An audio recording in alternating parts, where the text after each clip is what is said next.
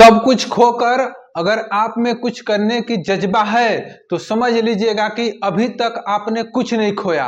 तो जय हिंद मेरे प्यारे दोस्तों, मैं पवन कुमार सिंह आप लोग का हार्दिक स्वागत करता हूं प्रिपरेशन विद पवन अर्थात PWP में। तो कैसे हैं दोस्तों, उम्मीद करते हैं आप लोग अच्छे होंगे, मस्त होंगे, जबरदस्त होंगे और अपने पढ़ाई को कंटिन्यू किए होंगे दोस्तों। तो चलिए, जैसा कि आप लोग जानते हैं दोस्तों, हम लोग का यूपी स्पेशल जो क्लास चल रही है उसी को हम लोग कंटिन्यू करते हैं दोस्तों।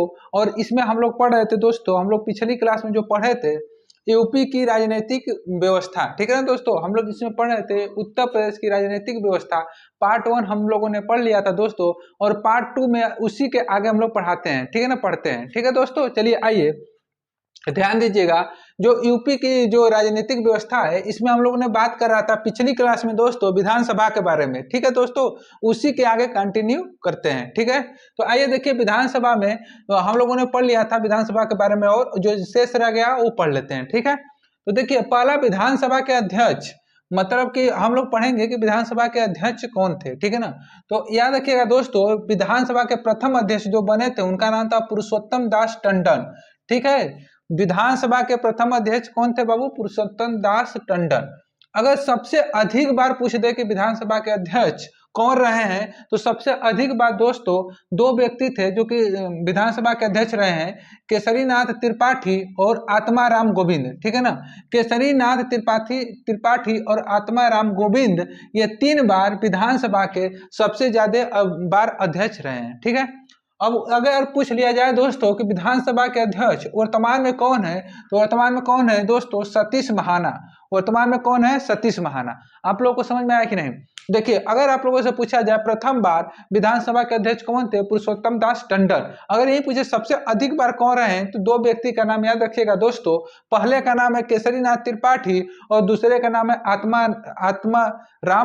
आत्माराम गोविंद, ठीक है ना। आत्माराम गोविंद और केसरीनाथ त्रिपाठी 2 व्यक्ति सबसे अधिक बार क्या हुआ थे? विधानसभा के अध्यक्ष बने थे। अगर हम बात करें दोस्तों कि वर्तमान में विधानसभा के अध्यक्ष कौन है, तो वर्तमान में दोस्तों विधानसभा के जो अध्यक्ष है उनका नाम है सतीश महाना, ठीक है। क्लियर हुआ? चलिए तो आगे बढ़ते हैं। जब आगे बढ़ेंगे दोस्तों तो ये पूछा जाता है विधानसभा के अध्यक्ष और सीएम कौन है? ऐसे कौन व्यक्ति थे जो विधानसभा के अध्यक्ष भी थे और सीएम भी थे? उनका नाम था दोस्तों श्रीपति मिश्र और श्री बनवारी दास, ठीक है ना। क्या है? श्रीपति मिश्र और श्री बनवारी दास, ठीक है ना। श्री बनवारी दास और श्रीपति मिश्र 2 व्यक्ति ऐसे थे जिन्होंने कि क्या बोलते विधानसभा के जो अध्यक्ष पद को भी देखते हुए, और इसके बाद उन्होंने फिर आगे चलकर सीएम भी बने, ठीक है। क्लियर हुआ? आगे दोस्तों बढ़ेंगे तो याद रखिएगा, हमारे जो संविधान में आर्टिकल 68 में, पिछली क्लास में दोस्तों हमने बताया था कि आर्टिकल 68 में विधानमंडल है। क्या है दोस्तों? विधानमंडल है। और उसके आगे जब बढ़ेंगे दोस्तों तो आर्टिकल 70 में क्या है? विधानसभा। याद रखिएगा दोस्तों, आर्टिकल 70 में विधानसभा है। और उसके बाद आर्टिकल 170, ठीक है ना। उसके बाद आगे बढ़ेंगे तो आर्टिकल 171 में दोस्तों विधान परिषद है, ठीक है ना। तो आप लोग क्लियर हुआ है? तीनों आर्टिकल को याद रखिएगा, मोस्ट इंपॉर्टेंट है। आर्टिकल 168 में विधानमंडल है, आर्टिकल 170 में विधानसभा है, और आर्टिकल 171 में क्या है दोस्तों? विधान परिषद, ठीक है। क्लियर हुआ? तो चलिए आगे बढ़ते हैं दोस्तों। अब हेडिंग आप लोग डाल लीजिएगा, क्या? विधान परिषद, ठीक है। अब हम लोग बात करेंगे विधान परिषद के बारे में। ये विधान परिषद किस आर्टिकल में है? आर्टिकल 171 में। कितने में है दोस्तों? आर्टिकल 171 में विधान परिषद है। और याद रखिएगा दोस्तों, विधान परिषद का गठन कब हुआ था? 1937 में, ठीक है ना।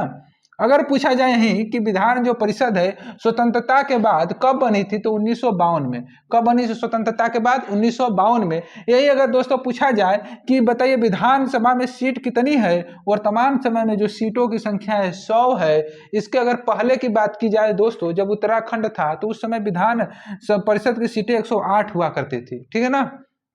चलिए तो आगे बढ़ते हैं। अगर पूछ दिया जाए कि विधान परिषद का कार्यकाल कितना होता है, दोस्तों ये 6 वर्ष तक होता है, ठीक है ना। विधान परिषद का कार्यकाल 6 वर्ष होता है, और विधानसभा का कार्यकाल दोस्तों 5 वर्ष होता है, ठीक है ना। चलिए आगे बढ़ते हैं। तो आगे हो जाएगा यहाँ पर प्रत्येक 2 वर्ष पर 1/3 सदस्य हट जाते हैं। अर्थात आप कह सकते हैं विधान परिषद के जो सदस्य हैं 2 वर्ष के लिए होते हैं, यानी 2 वर्ष के बाद 1/3 सदस्य क्या होते हैं? उस अपने सीट से खाली कर दिए जाते हैं, यानी कि वहां सीट खाली हो जाती है, ठीक है ना दोस्तों। समझ में हो गया ना? तो उम्मीद करते हैं कि ये पूरा समझ में आया होगा।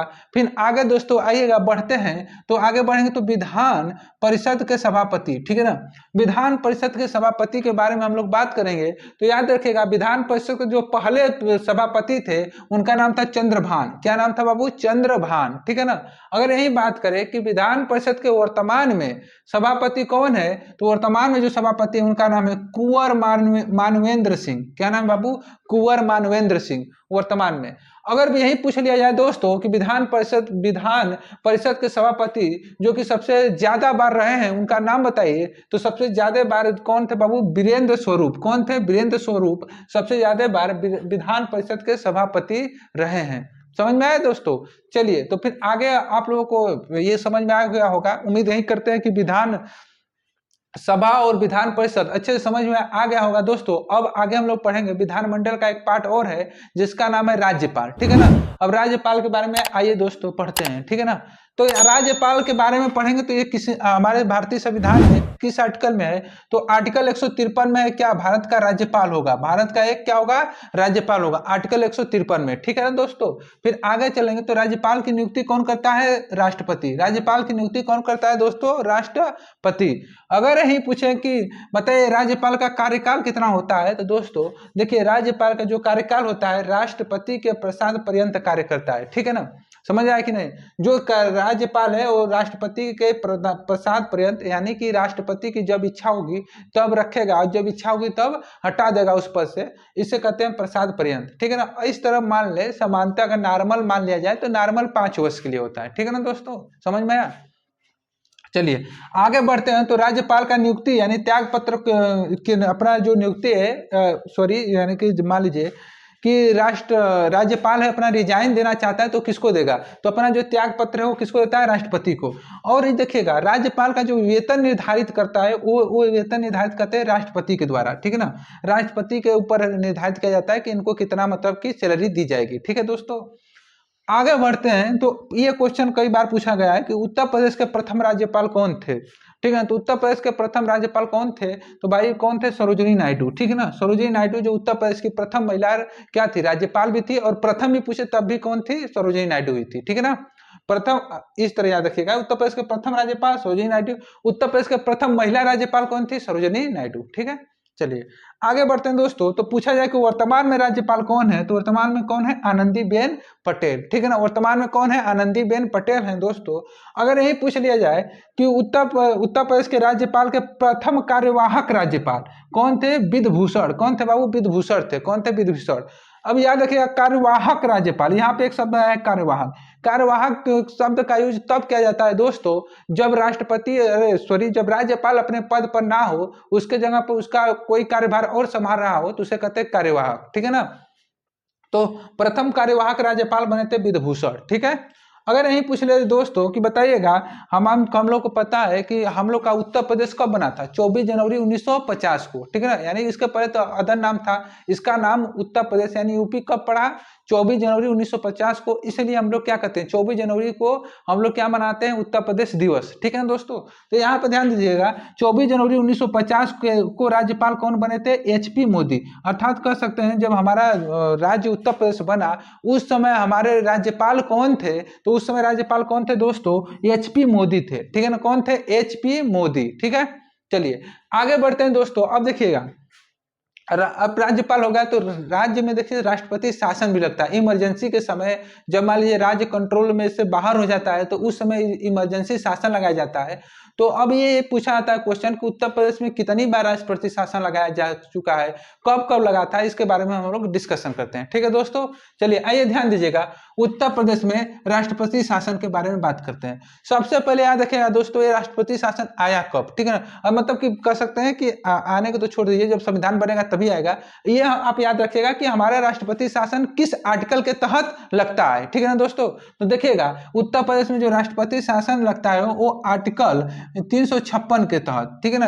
आर्टिकल 356 यानी अनुच्छेद 356 के तहत क्या होता है? राज्य में राष्ट्रपति शासन लगाया जाता है। लेकिन याद रखिएगा दोस्तों ये जो आर्टिकल 356 है, 52, 56 और 60, ये 3 को ऐसे आर्टिकल हैं जो कि इमरजेंसी आर्टिकल है। इमरजेंसी के समय यानी कि आपातकाल ये आर्टिकल है ना, आपातकाल इमरजेंसी के समय इसका यूज किया जाता है, ठीक है।